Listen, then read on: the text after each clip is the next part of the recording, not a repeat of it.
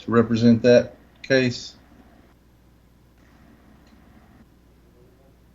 Hunter, I did have somebody accept that. I think it was Donna that accepted the meeting request, but I don't know if she's actually on here. Okay. Let's see. Let me look through here. Since that's our first one, I'm just seeing if we're ready. I don't see them on the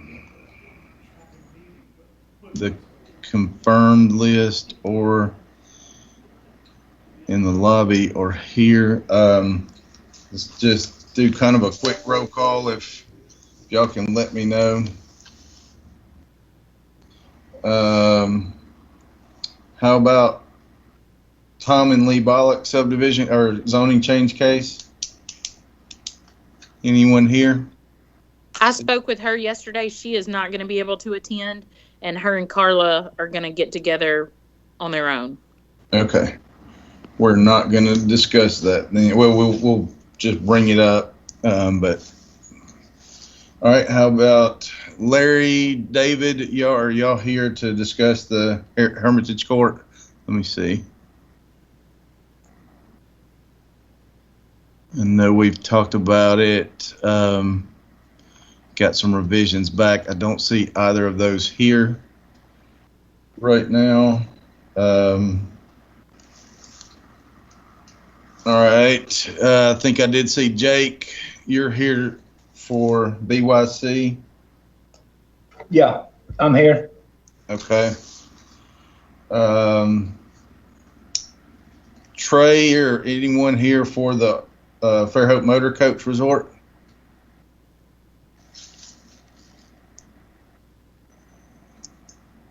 Don't see anybody there. I think that was pretty simple. Max Deering. There's Max. J Consulting is here. Okay. Sorry, Great. I was on mute. Thank you, Max. James Gillespie, subdivision.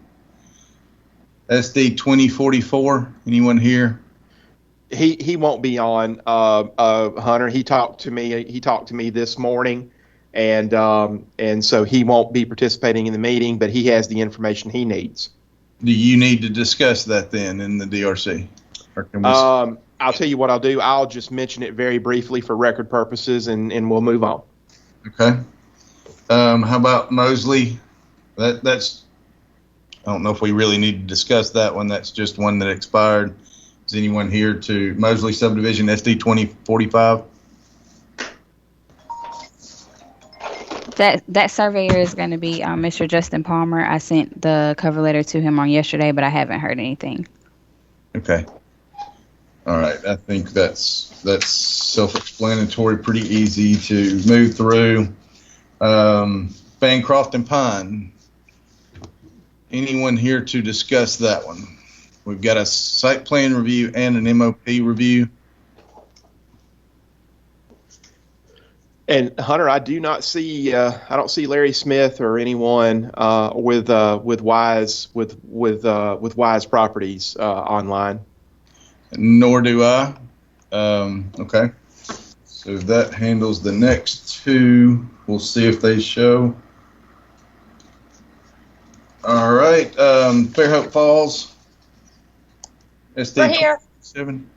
Okay, great. Thank you, Kathy. All right, that's it. So let's get started. Let's just double check to make sure. Did anyone show up for CZ 2005, Donna Dowsey, Penny Odom, and Sandra Lee rezoning request from R1 to B2 at 520 North Greeno Road? Is anyone here to represent the applicant on that? If not, planner, if you'll just give a quick summary over that on that. I think that's Samara. Yes, that is, again, just a rezoning request from R1 to B2. The only comments that I had for them is that we do need a narrative that is going to address the zoning amendment criteria in regards to how it relates to the comprehensive plan and so forth. And so that was sent out in the cover letter.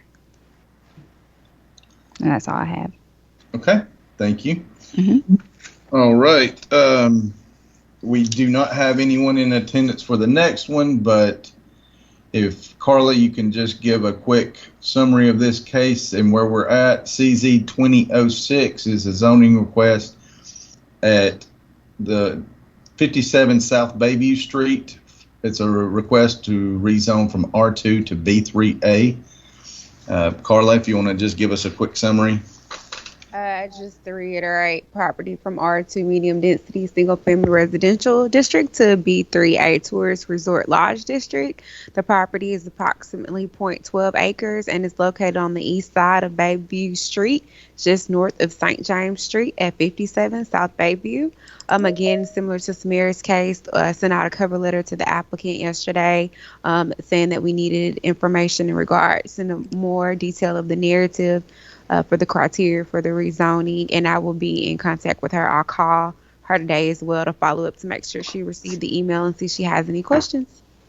Okay, thank you. Thank you. And I'm responding to a chat. We actually, I don't think we have a call in on this one. Is that correct, Emily? The way this was created? I don't see a phone number. I just checked the calendar like we normally do. I don't think we have a call. We don't. Okay. We don't have a call-in number, and I just sent her a message that told her that as well. Okay. All right. Now,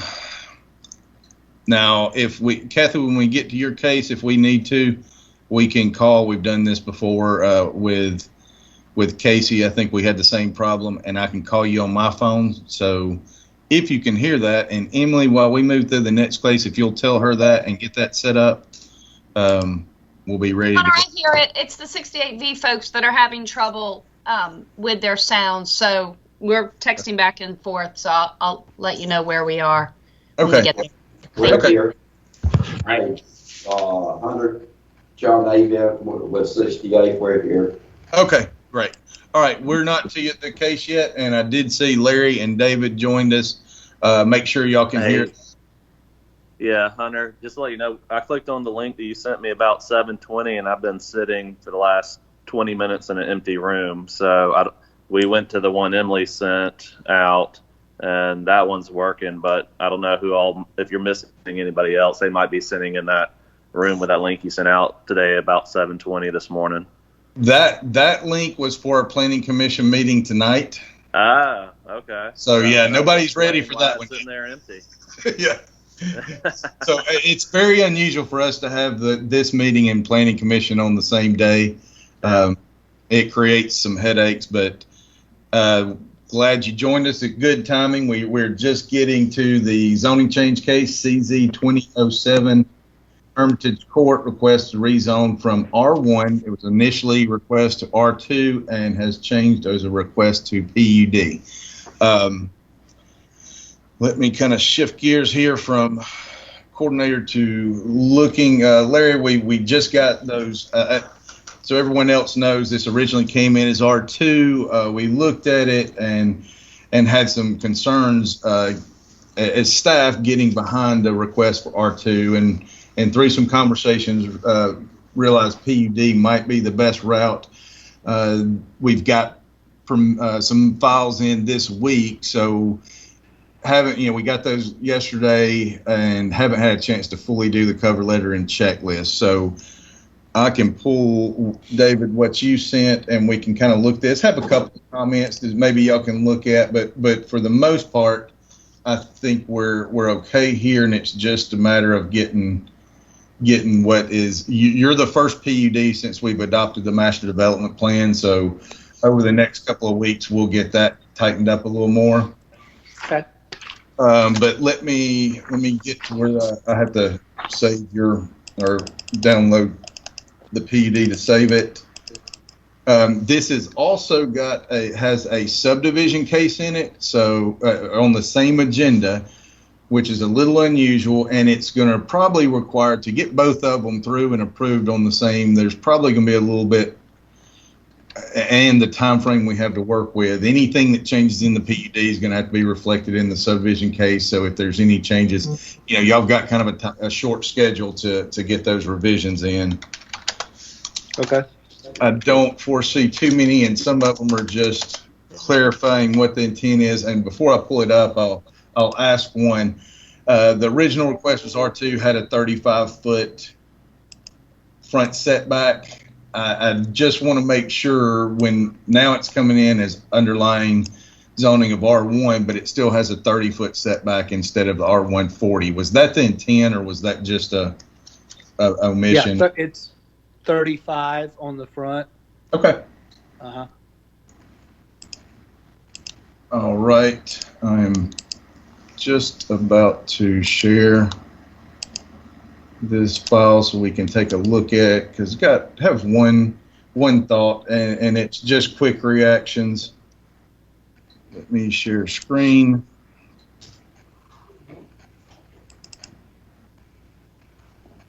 And I'm having a little technical difficulties here. Here we go. All right, here is the PUD as proposed. And the only thoughts that we have here, and I can kind of go either way. It's just a thought to see if what y'all think. The common space is shown here. We've kind of had a little internal debate whether, kind of swapping this lot 6 with the green space here might give them larger green space area and a little bit easier to build lot with that kind of without the funky front setback. And maybe increasing this lot a little bit. Just some comments if y'all want to look at it. And we're kind of split opinion here. I think we kind of like this common area up on Blue Island. The subdivision on green space says green space should be available to the public. So Hunter, what the idea was on that, and what we proposed the first time we brought this through was after doing the community meeting and talking to the adjacent property owner, was the way his house was situated across the street was to limit, the potential of headlights going into his house, and also to kind of screen the subdivision back there because Blue Island is heavily landscaped, and so that was the concept there, was one, protecting the existing residents and the existing view down Blue Island. And then, there is drainage, but we're rerouting that currently goes across that lot, but that's being collected now. Okay. And very logical. That makes sense. And no real sticking point on that. Just was thinking that through. So thanks for that. So basically what we're down to on the PUD is mostly procedure that we can get to in the coming weeks, and I'll get kind of a checklist together for you and get over. And then making sure anything that's in the PUD coordinates with the subdivision case. So, which is next. Let's go ahead and jump right in there. Mike Jeffries is handling the subdivision case, SD 19.39, 8-lot subdivision case that will be following up on the previously discussed request to zone to a PUD. So, Mike, you have anything you want to add on the subdivision side? No, for the subdivision side, the technical requirements have been reviewed more than once on the previous submittals. This is laid over for a while, getting everything, all the ducks in a row, and exactly how the applicant wanted to go. And really nothing as far as the technical aspects have changed. So as you had mentioned already, the proposed subdivision will have to be built in substantial conformance with the PUD site plan if approved. So therefore, any changes that the PUD site plan has will be reflected in the subdivision as well. Don't see any real issues there. And then the final drainage plans and drainage calculations and everything will be need to be approved through Richard Johnson. He had some concerns previously about the drainage, and I think, Larry, you have already spoken with him and kind of gotten those addressed. So I'll just wait for final comments from Richard to make sure that everything that is solidified on the drainage meets city's approval. And that is all I have, unless any other staff members or Larry or Dave, if you guys got anything else you want to add. Let me kind of give just a general idea of what we're for the public that may watch. the request was for R2, which is a by right zoning that would allow smaller lots. There's some limitations on any lot, but what's actually being proposed here is very fitting with R1 size lots. Because of the requirements of the right-of-way, some drainage, green space area, the lots are just under the required 15,000 square feet. So by creating a PUD, it gives the developer a chance to creatively kind of arrange these lots, meet the intent of R1, but maybe not quite the technical. So I think some of these lots are as almost over 19,000 square feet, and then the smallest one is 14,474. So as anyone can see, it's not quite R2 size lots, and the related density associated with R2, it meets the density of an R1 development and subdivision. So by putting that in a PUD, it gives that flexibility, but otherwise it's meeting all criteria that we would look at for R1. So with that said, and Larry and David, if y'all don't have anything else, we can move on. I'm good. Okay. All right. Next item is SD 2034. It's a public hearing to consider the request for BYC LLC for preliminary approval of Planters Point Shopping Center, which is a 13-unit MOP. It's approximately 21.24 acres and is located on the northwest corner of the intersection of State Highway 104 and State Highway 181. Mike, you ready for that one? Yes, I am. Okay. Yep, you got it? Got it. Okay. All right, so this is the multiple occupancy project on the corner of 104 and 181. We have Mr. Jake Gibbs with us today from Thompson Engineering, the engineer of record for this project. There was previously a subdivision and MOP for this project. It is the subdivision portion has been withdrawn for now and proceeding forward with the multiple occupancy project. Up on the screen, you can see the proposed site that is going to be for the MOP. There's a proposed grocery store with some retail units to the side, totaling a total of 15 units in total for the request. And Jake, I sent you some of the comments on the cover letter, and part of it is the green space requirements. And give me just 1 second to flip to and I'll show the site plan that has the green space labeled on it. So this is the green space drawing that is shown, and for eligible actual green space per the subdivision regulations cannot be in the highway construction setback. So there is a small portion of these common areas that are inside that area that we cannot count for the actual green space. So that will need to be amended. And the other area, the strip on the west side of the property that goes around the detention pond, in order to count that, we're going to need to see how that relates to table 4.1 in the subdivision regulations, how it's going to be enhanced with landscaping and how it's going to be usable. Right now it's tucked behind the building where there's going to be unloading and unloading for those units that are there and around that detention pond. And I can't recall if it was a wet or dry pond back there, but we will need some more information, more details on that to be able to consider counting that as eligible green space. Yeah, Mike, the intent there is to make that a trail greenway. And we'll include more detail on that. And Okay. And with the plan to have it interconnected to the developments that will eventually come to the north, as well as you can see, it interconnects to the crosswalk on the north side of the shop units. Okay. That's the intent of that one. So we'll rework that, put some detail as far as that goes. It's a dry detention pond. We have also detention that's underground as well, just because of the space requirements. Excuse me. Okay, so yeah, if we'll get some revisions on that, then that'd be great. We're still going to need the green space area that's in the construction setback that can't be counted reworked. Yeah, we were working on this, and then you guys sneaked in some new regulations, so that's the reason it's not. I think, would you update yours in July?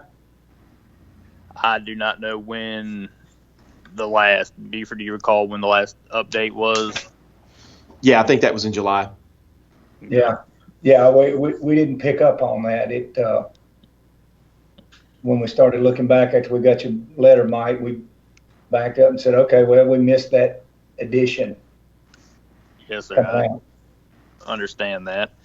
And with that green space, I got it on the green space drawing, but if we could also illustrate that on the site plan itself, just as a designated area for green space, so we can see it there. And I think I had with a note on the plat that it's a public access and use easement. We'll have that there for the actual MOP drawing that will be recorded for the final MOP approval. Yeah. Moving on past the green space, I received the elevation drawings that you had sent that actually had the heights of the building. And it showed the top of the building being at 36 feet. And we need to reduce that to 35. 35 is the maximum height allowed for MOPs per the subdivision regulations. I don't know if I think that was made to the top of the parapet walls. I don't think that'll be a huge change to lose that 12 inches. There be any problems with that? I don't think it will be. Okay. And the application, it didn't actually have an agent authorization information, at least on the copy that I had. I'll revise that and up the unit count to 15. Okay. And bring in that extra fee that we discussed on email. Yes, sir. That'll work. So that was just a small little omission, and you may even have a copy of that application that does have that information on it. I just ended up with one that was void of it. And lastly, have you gotten the PIN numbers for the parcels? I know this property was subdivided for a while back. I looked on the revenue site. They're not assigned yet, but somewhere in the file I've got them. So I'm looking for them now, and as soon as I can find them, I'll send them to you. Okay, that helps with our advertising and trying to locate where this is, especially on our agenda and legal advertisements that go out. Yeah, it's pretty obvious where this is, but yeah, I understand. Yes, sir. And I believe that's really the only the big points that we had here. And again, we've discussed this project for a while now, gone back and forth. You guys have made several different adjustments, and I think we're almost there. So get those revisions that we need, Jake, and then we will move forward from there. Are there any comments that you have for staff, or staff need anything that I may have missed or we need to include? No, I guess the only comment that I would have is there any the highway construction setback, it says it's not eligible for green space, but it's not going to be used for anything else.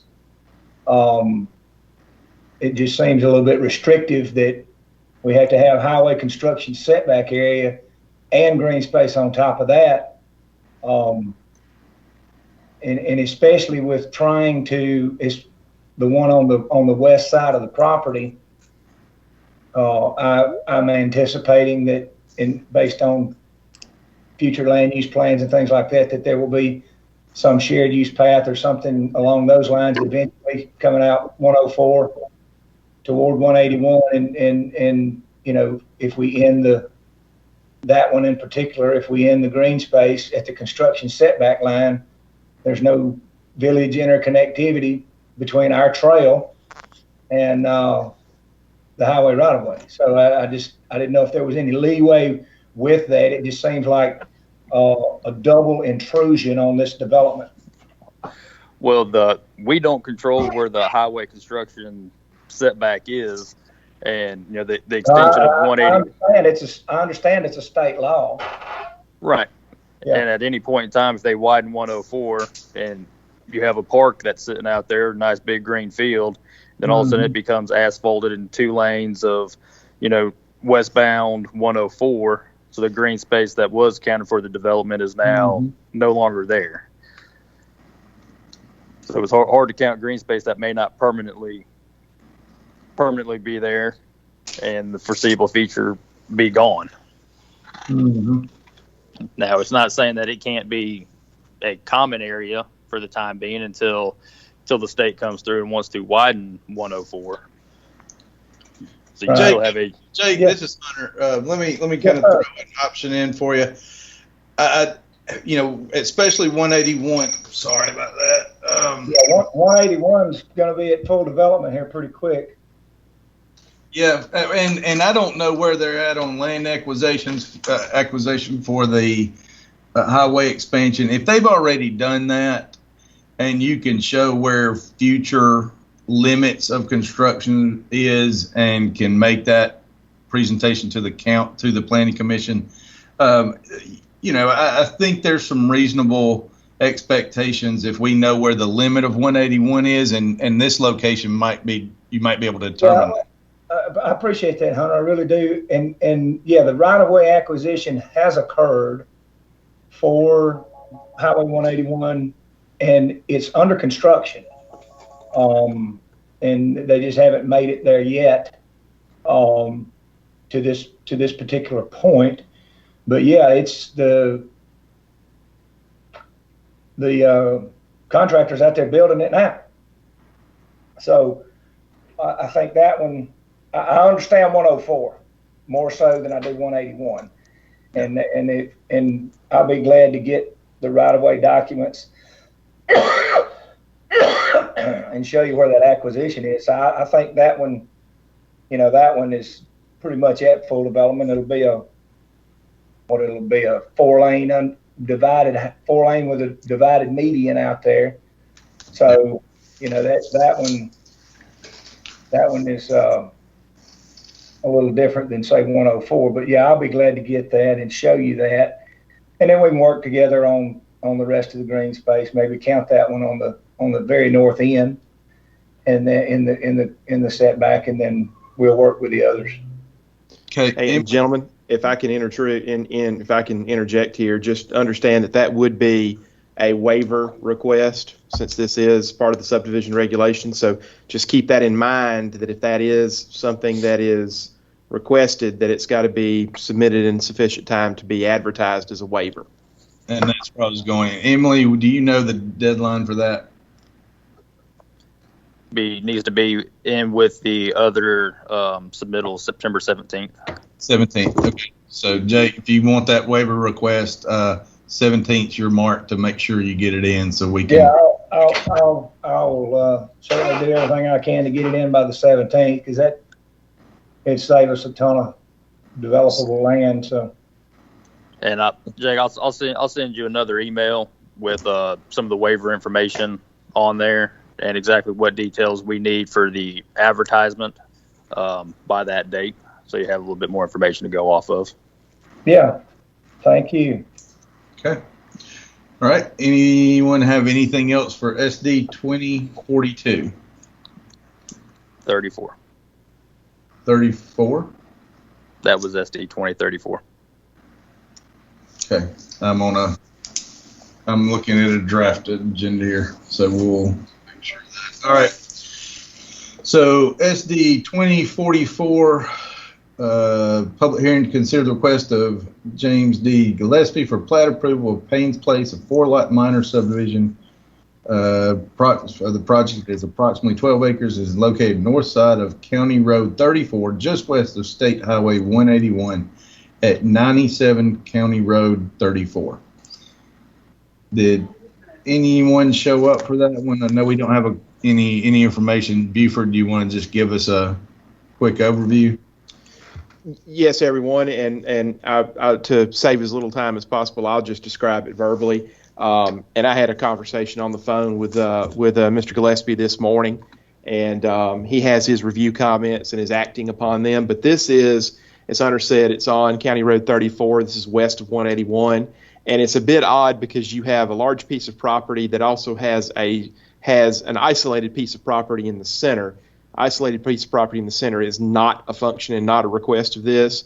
Otherwise, it's a fairly standard 4-lot minor subdivision. They are working on fire flow tests. They do have a fire hydrant right across the street.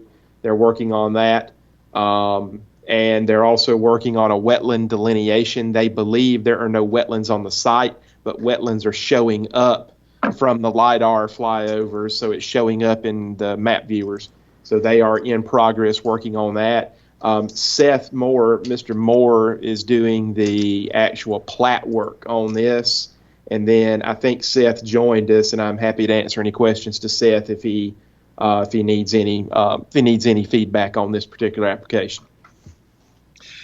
The only thing that on lot 4, it does front County Road 34 on that.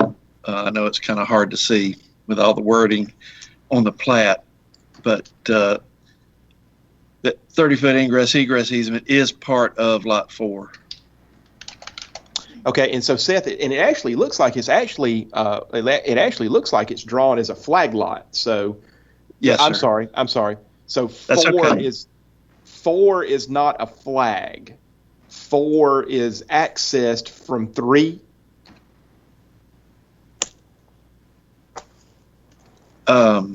Well, let me share my screen real quick. Yeah.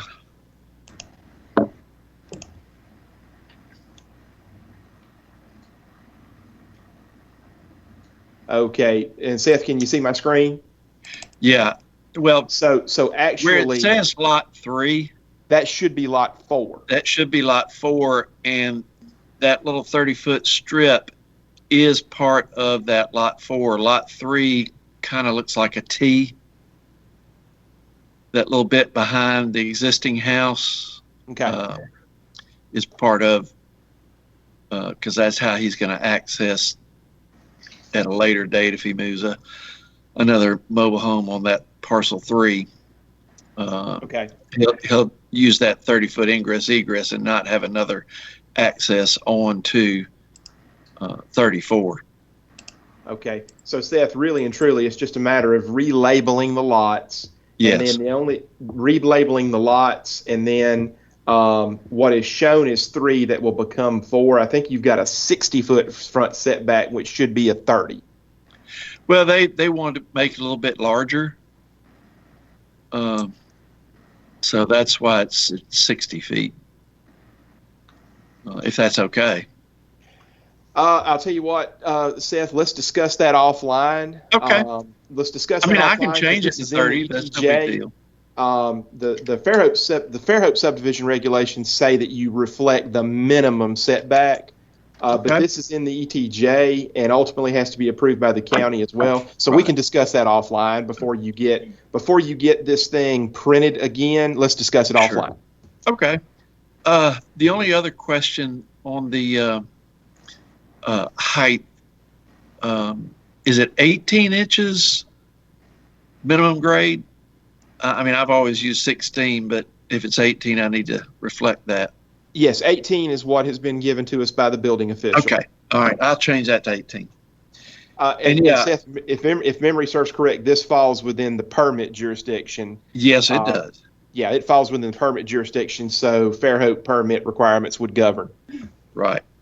The other thing that Jade Engineering, they're doing the fire flow. They're also going to address the traffic to see if it triggers a traffic study or not. They will address that. All right, very good. Other than that, I don't have any other questions. And Seth, don't forget when you confer with James, they would have to go through the pretty standard sidewalk request. Yes, and I will put a 10-foot easement on there. All right, very good. And for everyone's information, this is more than 1 road mile from any other area with a sidewalk. So I think the Planning Commission will probably be considerate of that request. Okay, Seth, that's all I have. Thank you, sir. Thank you. All right, everyone. Unless there's any other questions, I'll unshare my screen. Okay. Move on to SD 2045. Well, it's actually 100. We skipped item F, SD 20.42 for Motor Coach Resort. Yep. Okay, let's Carla Davis's project. Thank you. Thank you, Mike. SD 20.42 is a public hearing to consider the request of Grand Properties LLC for preliminary plat approval of Fairhope Motor Coach Resort Phase 2, a 12-unit MOP. The property is approximately 3.88 acres and is located on the north side of State Highway 104, approximately 0.3 of a mile east of Higbee Road. Carla, you want to give us an update? Max is here for the applicant. Yes. So I've been in contact with Max via email, and they were able to provide me all the corrections from the previous cover letter. And the most important thing was the calculations for green space, which appear to be sufficient. Sent an email yesterday identifying that everything that was received appears to be accurate. And if there's any other items that staff finds that we can exchange that through email, or they can be conditions of approval. And just to note, I know another item that was pointed out by another department was the plans needed to be updated to show individual water meters for each individual lot, and they have done that. So that's all that I have, unless they have any questions. Okay. Max, you got anything you want to add? No, I don't have anything to add to that. Okay. All right. Anyone else have any comments? All right. We will move on and get back to item H. SD 20.45 is a public hearing to consider the request of Wayne and Sherry Mosley for plat approval of Mosley Estate Farms, a 3-lot minor subdivision. The project is approximately 10.3 acres and is located on the north side of Dominion Drive, just east of Mary Ann Beach Drive. And I believe this has already been approved. It expired before it was recorded. So coming back to us. Yes, that's correct. The application did expire. However, there are some things that Mr. Justin Palmer of the Woodlands Group is going to need to resubmit. Essentially, we are considering this as returning as a new application, although nothing is changing. Just for the record, it is the same application. I did send out the checklist with those items that he will need to include in the file for this new application.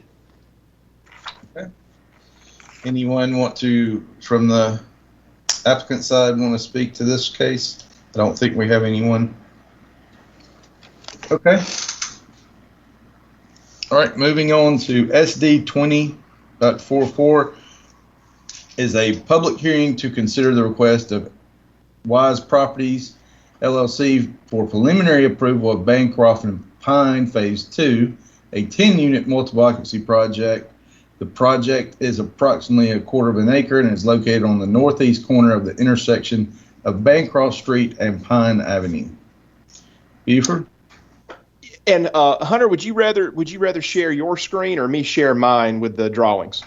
You go ahead if you've got them ready. Okay. And if y'all can bear with me just a second here.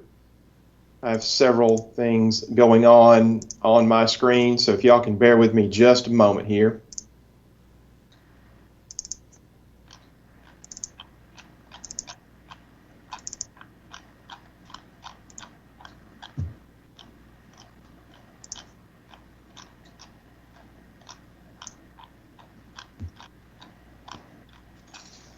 Okay, everyone, let's see. You should have my shared screen. And then there may be just a little bit of a delay.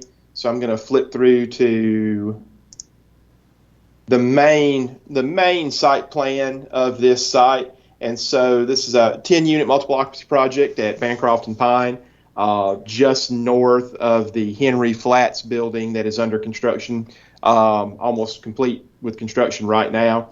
And Larry Smith is with us today, who's the engineer of record. And so, Larry, I'll just kind of let you take over because we had quite a few comments. Most of them were fairly routine. I'll let you take over if you want to start with the setback issue and then the drainage issue and that kind of thing.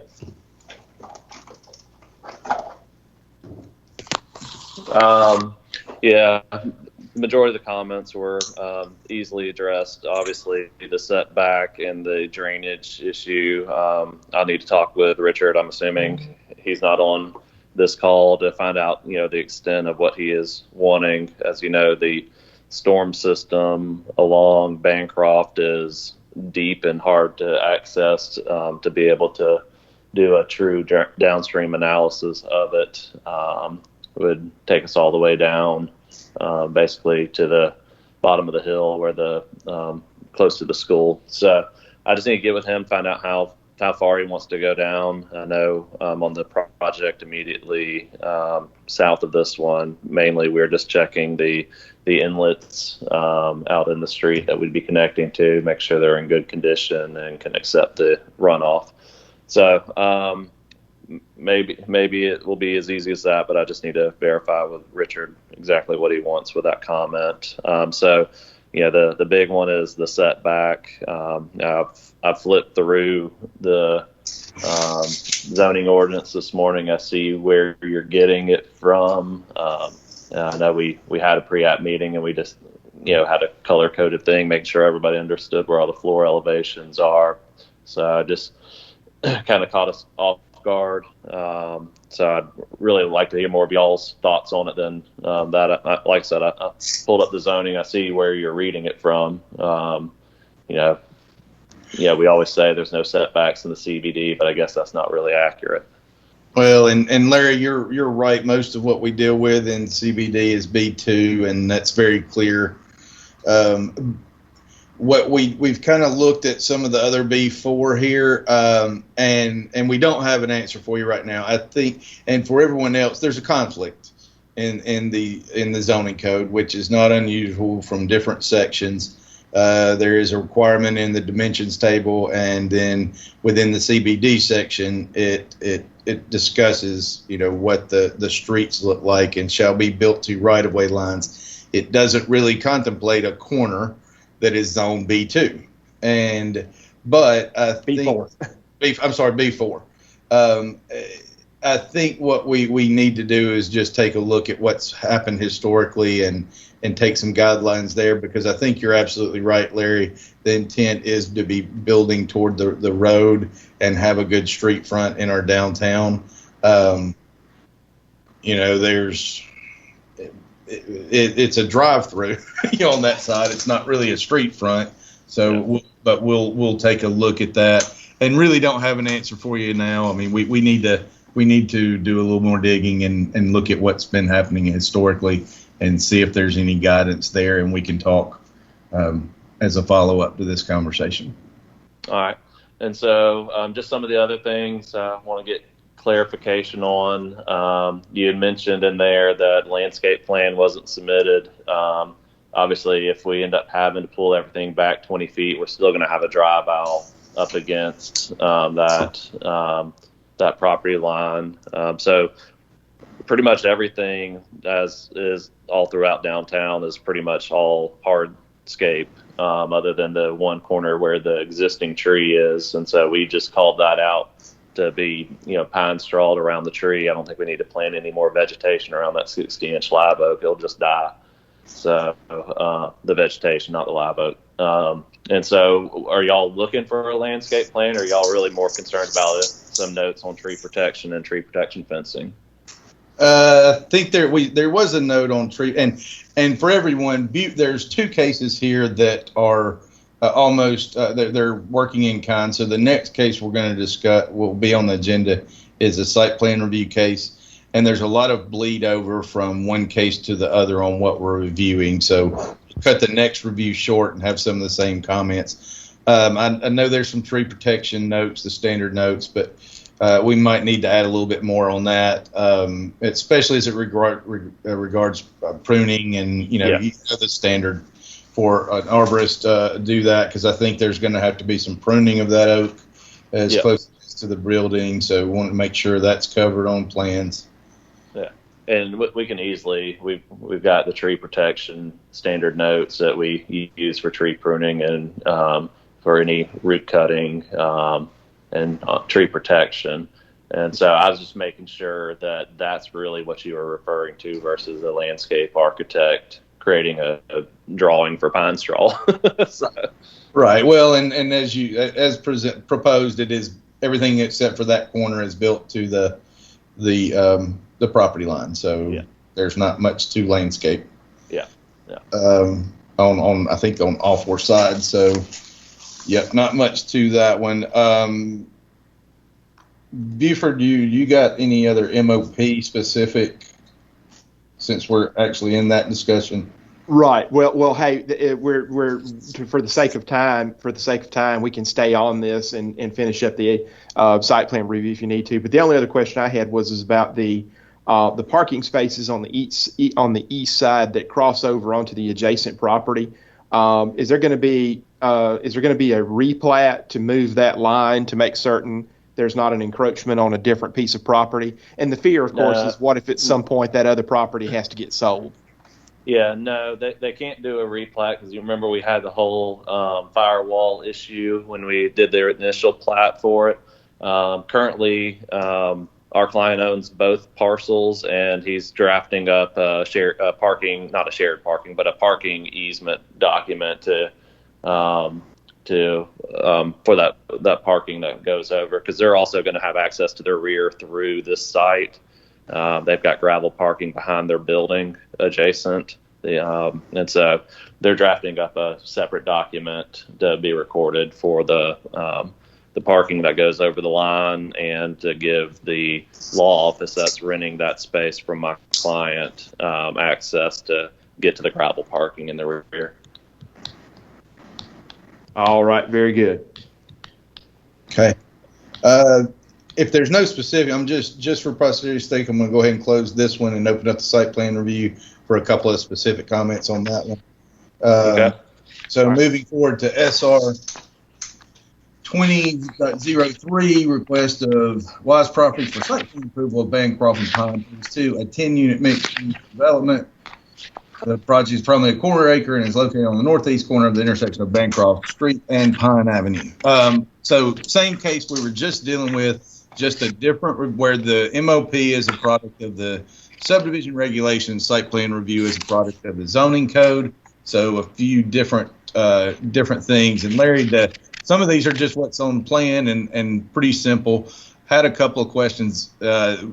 And Eric's on vacation, so as the building official, it appears on the plans there's proposed built-in grills, sinks on the balconies that are located over public sidewalks. If you can check into that, that seems unsafe, but I know there's some grills on balconies are a challenge anyway. I don't know if they're what we're constructed of. We don't have the materials. Is that a concrete? Is it wood? Is it metal grates? If you can just have the architect check in on that. Yeah, I've sent him the comment, and as soon as I hear back from him, I'll let you know. Okay. Similar to a previous case, I think the height is self-explanatory and what we're looking for there. On the height, I just want to make sure, and the definition has changed over time. So I know when we were looking at the Pier Street, it was the average mean existing elevation on the frontage side. Is that still correct? No, that was not on Pier Street. It is the average natural elevation of the lot. The old way before Pier Street was at the front of the building. Okay. Well, we can go back and forth on that. That's how y'all told me to define it on Pier Street. But so you're saying the average elevation of the entire lot is now what we would define as the natural grade. So this one has, let's say, 4 feet of fall across it. It's going to be in the middle. That's yes. Yes, that's where it is. It's oversimplified, but just yeah, exactly. And I happen to have the Pierce Street open because I was using that, and we did say average natural elevation of the site, so it is the same. We've been consistent there. So just out of curiosity, because this lot does have a lot of natural terrain, and then you have lots that fall off to the back. How do y'all deal with this on these type of lots? I mean, not everything is flat. Sure, but it's the measurement of the elevation. So, I mean, if there's 4 feet of fall, they lose 10 feet at the highest point of the lot. That highest point could be on the back side, the front side, the street frontage. So that yes, there's a potential that at the street it's 2 feet lower than the whatever the cap is based on zoning or location. So if it's 40 feet, there's a potential that it could only be 38 foot high. All right. So what if you had like a 20-acre site and your building's taking up? I'm just asking so I'll know on other projects. You have a 20-acre site and your building is. Would you be looking at the average existing grade where that building is located, or would it be on the entire lot, or is it at the road frontage? Well, let's say your building is only 10,000 square feet, but it's sitting on a 20-acre site. Mm-hmm. We'd have to look at that in zoning. We haven't had a project like that. We have had a conversation on another one that's in the subregs, and if you notice, building height was not amended in the subregs, and I know there's a conflict there. So It still says the definition of the elevation at the front of the building. So in subregs, which is what we, gave some advice on. So I know that's confusing, and that may be where the confusion's coming from. But we haven't had that situation come up in zoning, so we'll have to address that. I do think there's some in a general conversation, not pertaining to this site. There is some shortcomings of the building height definition on a really steep lot. There's some we're going to have to address. So that's what I'm concerned about is how are we to look at it where this makes sense on relatively flat lots, but when you have a lot that has a lot of terrain, how are you judging it? Especially if there's a lot of site work going on that, and what might have been an existing grade I've got a project in Daphne right now that had 76 feet of fall across the lot from front to back. You can kind of picture what they did on Tractor Supply out there, the type of earthwork that's needed. We've got that same amount of earthwork going on. Well, if we took your definition, I know this is Daphne, but we have parcels like this in Fairhope. We took that definition, and you would have 0 building height allowed because of the amount of fill that we had to do. Yeah, and on a big site, that makes that there's something we need to address. On the short site, that's kind of when you look at wall height, and what a retaining wall height could be, because what we're, I think trying to protect small lots that might have terrain is you don't have an 18-foot retaining wall, and fill, and basically creating an artificial lot that then you go 40 feet above that, and in effect might have a 58-foot building next to a neighbor that is a cottage style house or something along those lines. So, on those 20-acre lots where there's a lot of fill, most of the time those are getting subdivided and the lots go reduced. But you're right, we really haven't considered that 20-acre lot, one building, where there's terrain, and we have to address that, and we will when we see it. So if you've got one you're working on, let's look at it, and we can start working on that solution. And Hunter and Larry, there's a typo, and I just wanted to be as transparent as possible. I wanted to call it out. If you look what I've got on screen right now, I've got the actual building height definition from the zoning ordinance, and it says the average natural elevation. if you go back to drawing A9, I left out the word average. So it should say, and what I've got corrected now, indicate the average natural elevation of the lot on each elevation view. So my apologies for that. That's a typo, my fault. Got it. Okay. All right. Let me just run through real quick, make sure. Was there anything else in the site plan? Oh, one thing that, and this came up on the other one, and it's kind of caused issues at the end of the project. You know, we would really like to see, and it can be coordinated with Public Works. How is on the front end? How is trash going to be handled? You know, we've got on another one where they're trying to figure that out, and space was not provided for that. So instead of trying to shoehorn that in, I'd like to see that planned on the front end. And are we referring to the Henry one that wasn't provided? Or yes, just another project in general. Yes, that one.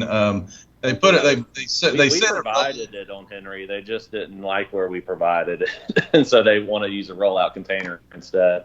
Right. So, well, they got the rollout container, but it's now they can't roll it out because of the incline of the ramp. So just those solutions figured out on the front end, and we'll check the grades. His intent is to do a rollout container, and I think we had a note somewhere on the plans about that. But he wants to do the rollout container there as well. But if they run into issues with that on the Henry project, then they might have changed their mind. On the Henry one, we had a sidewalk with fencing around it for individual trash cans that would be pulled out to the street. And when we went to do our final inspection, they switched it over to that rollout container, and they said they want to do that one on this one as well. And we don't have as severe of grades on this one as they did on that one, so the rollout might work. But I guess that's my question that I have for y'all. If they do the rollout container, we have a striped area in the covered parking area for it, and it's behind the building. It's, as you can see with the Henry one, basically it's all enclosed other than your entry point. So I think it's pretty much already well screened on all sides. Beaver, can you flip over to the plan? And sorry, Larry, with reviewing all these that just missed that. So, Buford, do you have the site plan? You can pull that up. Can you zoom in on that? I didn't see that. Larry, can you? The location where we were planning on putting it is that hatched area, not where the handicap is, but the hatched area next to it. Okay. That's your handicap aisle, but there's another one at the building corner, and that's where they're going to put that little 4-yard container, the rollout container.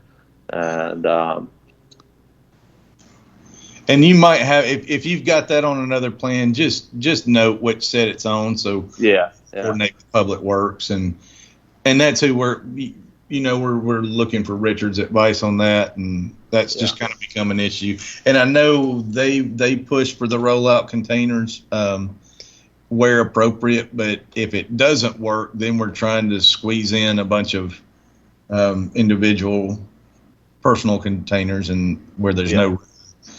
And okay, that's simple. Well, thing. we've got a space for if they end up having to go to personal, the smaller ones. We've got a space designated for it already too. So we'll be fine either way. We just need to figure out which way they want to go. And then, like I said, my question for y'all is the existing building walls adequate screening enough?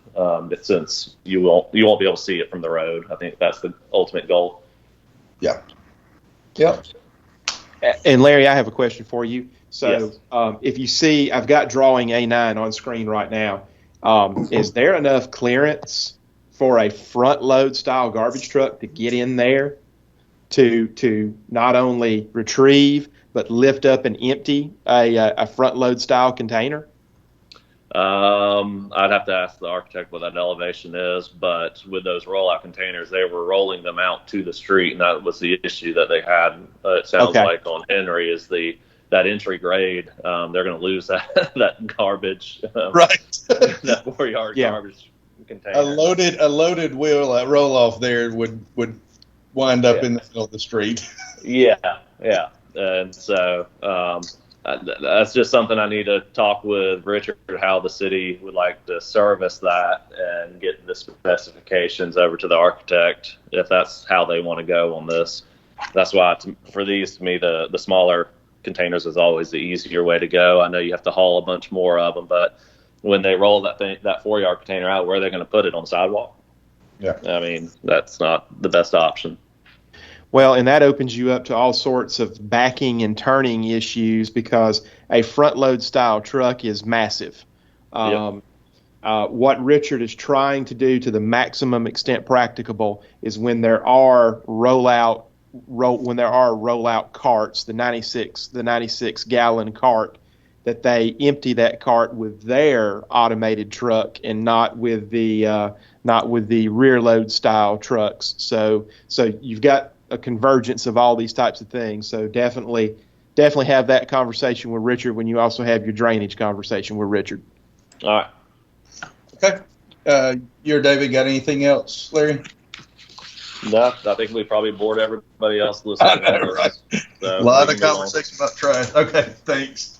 All right, so we're moving on to SD 2047, public hearing to consider the request of Fairhope Falls Owners Association, Inc., Fairhope Falls 2018 LLC, and Leonard and Sharon Smart for plat approval of Fairhope Falls West, a 318-lot village subdivision. The project is approximately 132.2 acres and is located on the east side of Langford Road across from Bridlewood Lane. Before, Mike, you jump in, it's scary, 318 lots, 132 acres. Fairhope Falls has already been approved as a village subdivision. There is now a proposed revision to that village concept. Future subdivisions would follow. So just want to give that on the front end before we get into any technical discussions. But Mike, I think Mike Jeffries, you have the review on this one if you want to take over.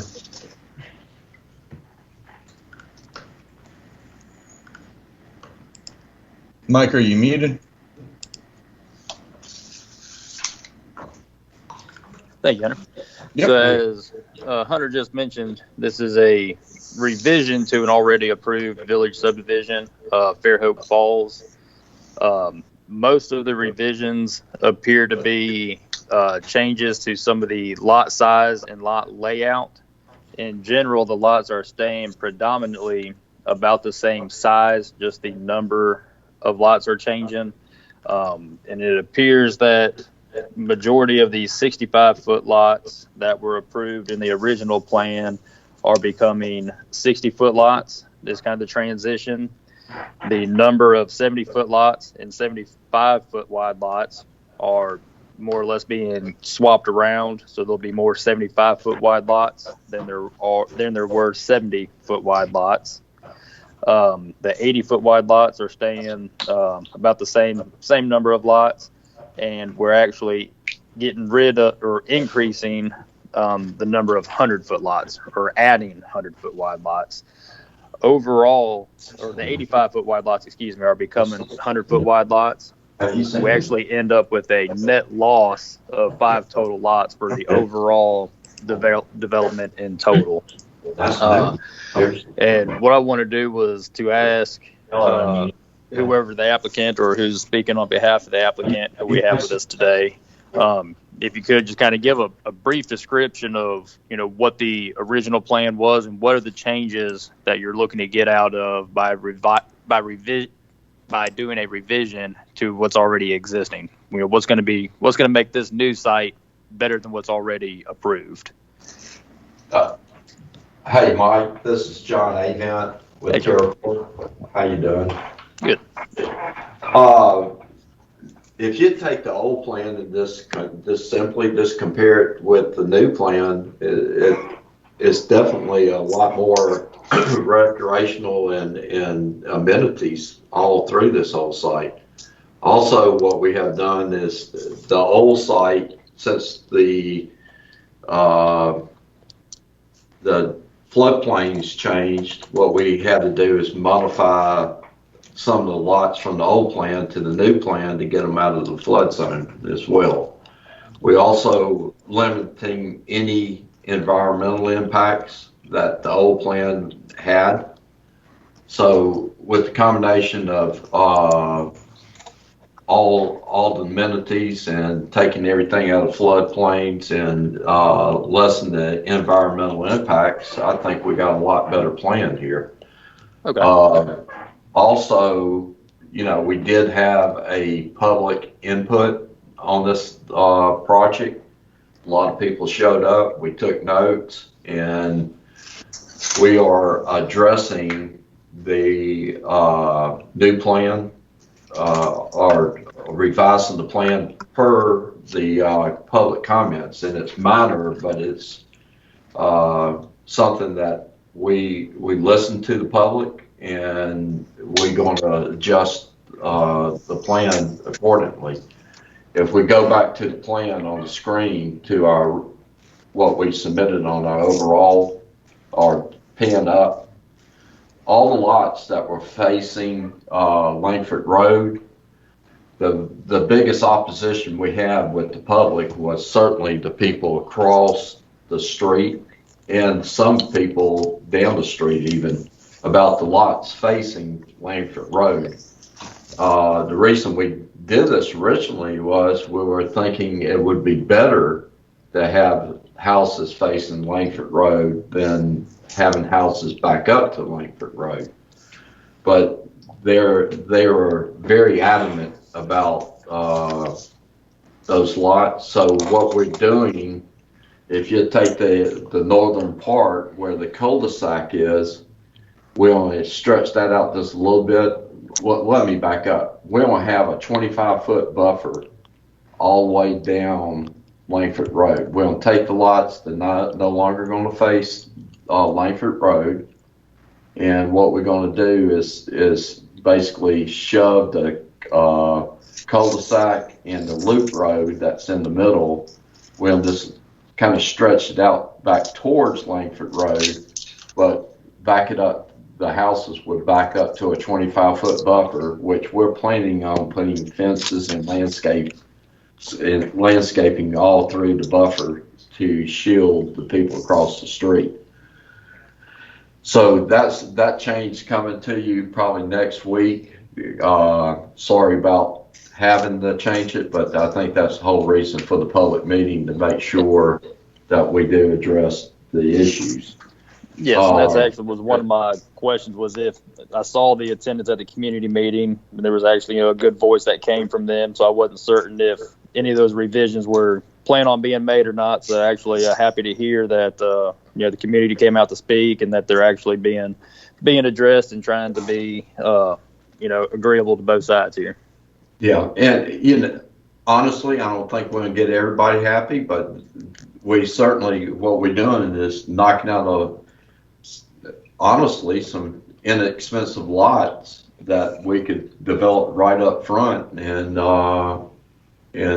proceed on. But we are listening to the community and trying to lessen the impact on this thing. But what the comparison between the old plan and the new plan, I think it's apple and orange for what's better.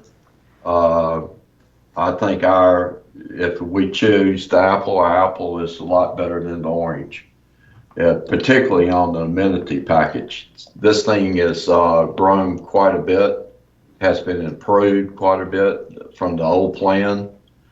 And it's just to me, it's a good layout with a good community feel to it. And talking about the amenities, I did have a question. There's a note on the rendering master plan that shows all the amenities, where they're going to be laid out. And the note says that it's for general purposes, and that any or all are subject to partial or total modification. I saw that that's going to be taken off. I asked that 3 times not to have that note on there. And Hunter was pretty direct about that note when we first met with him.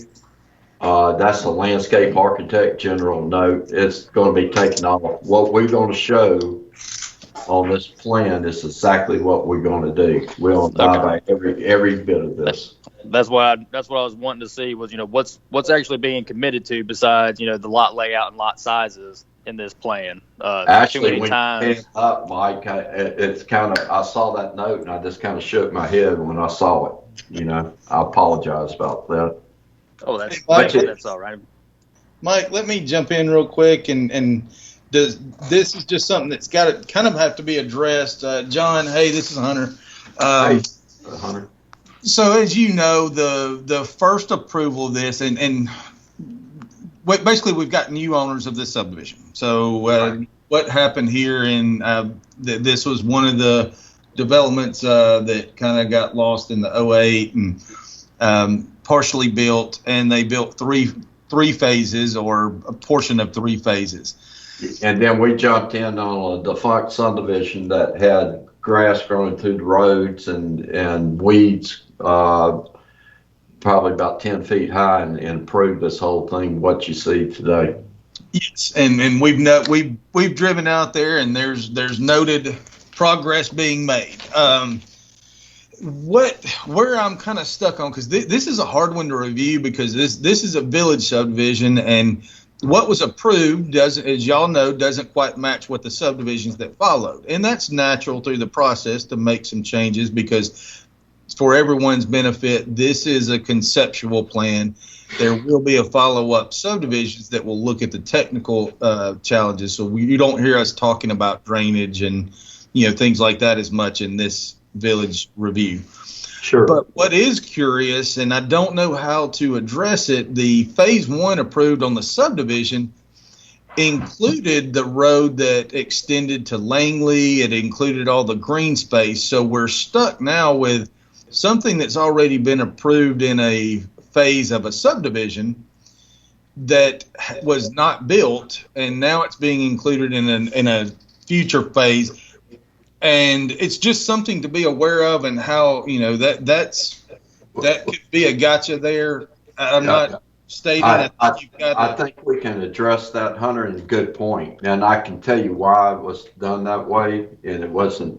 I'm not saying it was done properly, but we can address that on our first phase. We plan on building that main road and with the connection. So basically, we can re-subdivide what was there to what we are planning on doing, and it's going to follow basically the same path. Yeah.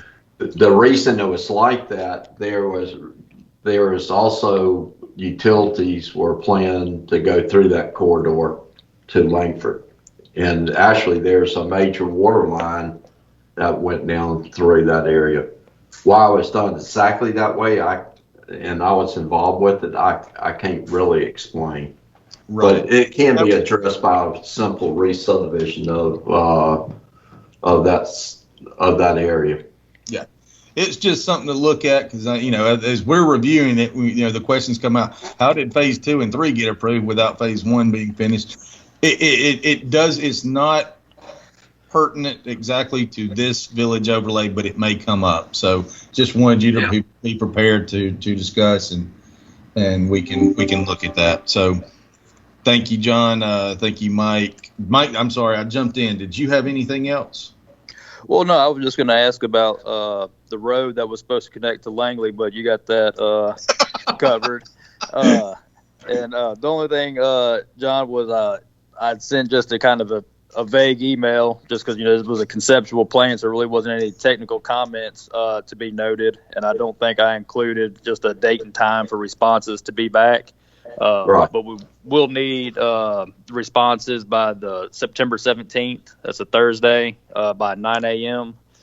We'll include that to have that to continue the review and have a staff report ready for the Planning Commission. All right. Are you guys comfortable I just threw this on you. Are you guys comfortable with the changes of the lots, with the public comment that we're going to take all the lots out facing Langford Road and putting in the buffer strip? Yes. Yes, I'd like to see, we'll see it and see what the changes are. But in general, removing lots to put a landscape buffer in, no problem. Okay. You know, that's not going to be a problem. You know, we'll see the plan. If y'all got something in draft before you get the final version you want to send over and get a gut reaction, we can do that. Be happy to. We're going to go a step further, guys. We're going to have our landscape architect also show a plan and elevation, you know, of what we're planning on doing in the landscape strip as well. Okay, great. And that's for public, you know, more of the public benefit, for they can get, you know, settled down and understand it. There was a few other comments in the existing development itself that some of the property owners had concerns on, and we already been on top of it. What's happening, D.R. Horton was the declarant on this project, and it's transitioned over to 68, and we got some maintenance stuff that we're addressing that they were concerned about. You know, it's just a transitional thing, and my last report is we got the majority of it handled and getting all those people happy as well. Okay. Very good to hear. And John, you've already, and we've talked about the progress made, and the front, there was crews out mowing and everything else. The detention areas that were, I think, they were in pretty bad shape and hadn't been looked after yet. You know, the aerator's laying on its side. Is that in y'all's? That's some of the things we are addressing. Then again, you know, we had a builder going back, you know, haven't been the declarant back to us. Now it's our responsibility to address it. And one thing that we are proud of here is to have real nice developments and keeping it up. This one, then again, I keep on emphasizing that we are in a transitional stage. All that's going to get addressed. Okay. All right, good. Because that's one thing that I think is going to come up. This is a village plan. You're going to get critique, not for what you're proposing, but what's there. And that is good to be on top of it. All right. That's all I have. Thank you, Hunter. Thank y'all. The only item left on the agenda is a zoning amendment, and it's a very simple, minor correction, removing an apostrophe and clarifying where people can use a front setback to align with the two properties on either side of those. We'll have a draft of that ready on the packet that'll be available for anyone to look at prior to the meeting if they want to. But that's more correcting what's there and aligning with what we've been doing for 20 years, and just removing a misplaced apostrophe. So no big changes there forthcoming. So does anyone have anything else? If not, we can adjourn the meeting. Hunter, I just wanted to confirm you're looking for those response and comments back on the 17th. Is that what you said? That is correct. Okay. Is there a time? 9 a.m.